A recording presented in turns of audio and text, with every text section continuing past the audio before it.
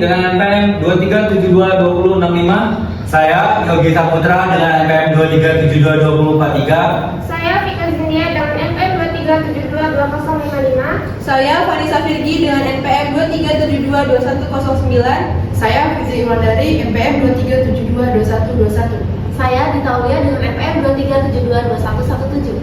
Saya Pencari Agustian Satu Putra Pamungkas dengan NPM 23722063. Saya Febrian Dio Prasetyo dengan NPM 23722120. Berikut presentasi yang akan disampaikan oleh rekan-rekan saya. Persiapan lahan menjadi salah satu tahapan penting dalam budidaya kelapa sawit yang dilakukan dengan baik agar produksi kelapa sawit dapat maksimal. Yang kedua ada penyusunan lahan untuk tanaman kelapa sawit perlu dilakukan untuk mendapatkan hasil yang optimal. Penyesuaian lahan tanaman kelapa sawit yang perlu diperhatikan seperti jenis tanah. Tanah yang cocok untuk tanaman kelapa sawit adalah tanah datar, tanah yang mengandung banyak lempung dan memiliki pH 4-6. Selanjutnya perencanaan kebun. Yang pertama ada topografi, yaitu data bentuk wilayah dan kemiringan yang diambil dari survei topografi dan peta topografi dengan skala 1:2000 atau 1:2500. Yang kedua ada iklim. Di Indonesia beriklim tropis. Salah satu faktor yang paling berpengaruh dalam pembukaan lahan dan pekerjaan sipil yaitu curah hujan. Yang ketiga ada status dan tata guna lahan, yaitu perbedaan kepentingan antara pengusaha perkebunan dengan penduduk setempat. Kondisi arealnya dapat ditinjau dari hutan primer, hutan sekunder, semak belukar, areal alam, dan areal konversi. Hanya pengadaan tanah. Menganalisis sifat tanah untuk menentukan sistem drainase yang tepat. Yang kelima, jaringan saluran air dan sungai. Merancang sistem drainase untuk mencegah genangan dan menjaga kelembapan tanah. Dan yang terakhir, jaringan jalan. Membangun jalan akses yang memadai untuk memudahkan operasional kebun dan harus selaras dengan desain kebun keseluruhan yang disesuaikan dengan kondisi topografi dan kebutuhan kebun.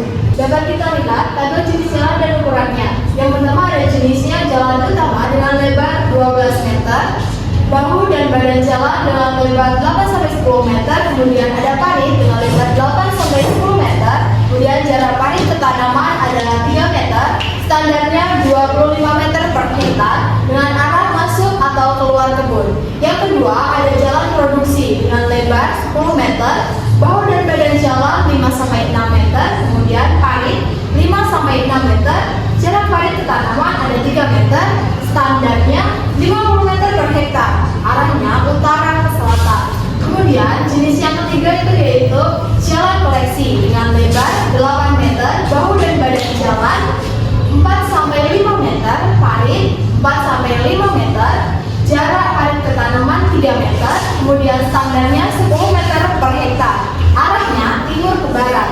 Kemudian yang keempat ada jalan pinggiran dengan lebar 4-5 meter, bahu dan badan jalan tidak ada, kemudian paritnya tidak ada, jarak parit dan ke tanaman tidak ada, kemudian standarnya tidak ada, arahnya pinggir kebun.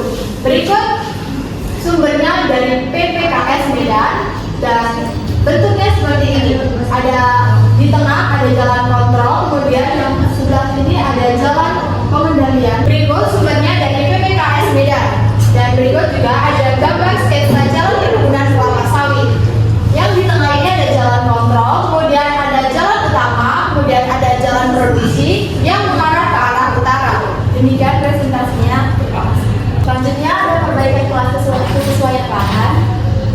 Penilaian kesesuaian lahan itu ada aktual dan potensial. Kemudian penilaian kesesuaian lahan dilakukan untuk mengetahui seberapa cocok suatu lahan untuk ditanam komoditas tertentu. Aktual itu merupakan menilai kondisi lahan saat ini sebelum dilakukan perbaikan. Potensial menilai kondisi lahan setelah dilakukan perbaikan. Ada perbaikan lahan supaya untuk meningkatkan kualitas lahan agar lebih sesuai dengan budaya tanaman. Perbaikan umum, perubahan besar-besaran pada lahan seperti pembuatan parit drainase untuk lahan rawa. Yang ketiga, perbaikan khusus, perubahan kecil dan sementara seperti pemupukan untuk memperbaiki kandungan hara tanah. Dan ada penilaian kesesuaian lahan. Yang pertama ada karakteristik lahan, yang kedua ada metode penilaian, dan yang ketiga ada kelas kesesuaian lahan, dan yang terakhir ada penggunaan hasil penilaian. Dalam karakteristik lahan mempunyai faktor seperti curah hujan, jenis tanah, kemiringan, drainase, dan lain sebagainya.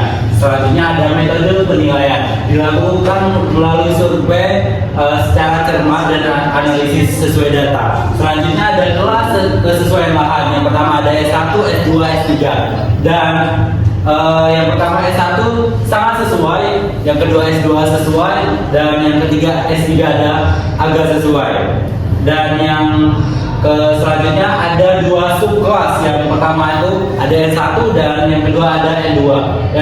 S1 yaitu tidak sesuai bersyarat, dan yang kedua N2 tidak sesuai permanen. Selanjutnya ada penggunaan hasil penilaian, yaitu membantu dalam proses pencernaan tata letak kebun, pemilihan varietas, dan teknik budidaya yang tepat. Mungkin itu penjelasan dari saya. Selanjutnya akan dijelaskan oleh rekan saya. Pembukaan lahan. Yang pertama itu adalah metode pembukaan lahan. Ada dua metode utama, yaitu dengan sistem bakar dan tanpa bakar. Sistem bakar tidak lagi dianjurkan karena dampak negatifnya yang besar terhadap lingkungan. Yang kedua, proses pembukaan lahan. Penimasan, pemotongan semak dan pohon dengan diameter kurang lebih dari 10 cm. Kapasitas penimasan yaitu 5-6 hari kerja atau per hektar. Berikutnya penebangan pohon berdiameter lebih dari 10 cm menggunakan gergaji rantai atau kapak. Selanjutnya mencerahkan pemotongan cabang dan ranting kayu yang sudah tumbang. Selanjutnya mengumpulkan cabang dan ranting yang telah dipotong dan digunakan sebagai bahan pembakar bagi kayu yang lebih besar. Jarak penumpukan yaitu 500 sampai 1000 meter dan dibuat memanjang tergantung kerapatannya. Terakhir, pembakaran dilakukan setelah hasil tebangan keringan sampai 3 bulan setelah penebangan. Oke, peralatan dan teknik. Pembakaran dapat dilakukan dengan cara seperti secara manual, mekanis, dan kemis. Secara manual dilakukan dengan menggunakan parang dan kayak. Secara mekanis dilakukan dengan menggunakan alat-alat berat seperti bulldozer dan ekskavator. Sedangkan secara kemis dilakukan dengan menggunakan bahan-bahan kimia. Dampak lingkungan, pembakaran lahan memiliki dampak negatif yang signifikan, sedangkan metode tanpa bakar lebih ramah lingkungan. Selanjutnya akan dilanjutkan oleh rekan saya. Jadi, solusi jika lahan miring maka harus dibuat. Yang pertama, pembuatan karet drainase berfungsi untuk mencegah adanya genangan air di lapangan, menurunkan permukaan air tanah, dan mencegah kehilangan tumbuh akibat pencucian. Yang kedua, ada pembuatan rora atau benteng. Rora dibuat setiap 12-24 meter untuk pemiringan lereng 8-30%. Yang ketiga, ada pembuatan teras kontur dan teras individu. Teras kontur dibuat pada tanah dengan kemiringan 25-31%. Sedangkan teras individu dibuat pada tanah-tanah dengan kemiringan 31-45 derajat. Yang kedua, solusi jika lahan tersebut sengketa adalah sebagai berikut: melalui pengadilan, kemudian pengaduan ke kantor pertanahan, dan melakukan koordinasi dengan pihak pemerintah dan pemilik lahan. Yang terakhir, kesimpulan. Perencanaan yang matang adalah fondasi dan dari keberhasilan budidaya tanaman kelapa sawit. Kita perlu memahami kondisi lingkungan tempat kebun yang akan kita bangun, seperti topografi, jenis tanah, dan iklim adalah faktor kunci dalam perencanaan kebun. Melalui survei mendalam, kita dapat mengidentifikasi karakteristik fisik lahan dan menentukan kelas kesesuaiannya. Dengan mengetahui kelas kesesuaian, kita dapat memilih varietas yang tepat dan menerapkan praktik pengelolaan yang sesuai untuk memaksimalkan produktivitas dan keberlanjutan perkebunan. Demikian presentasi yang telah kami sampaikan, kami akhiri. Wassalamualaikum.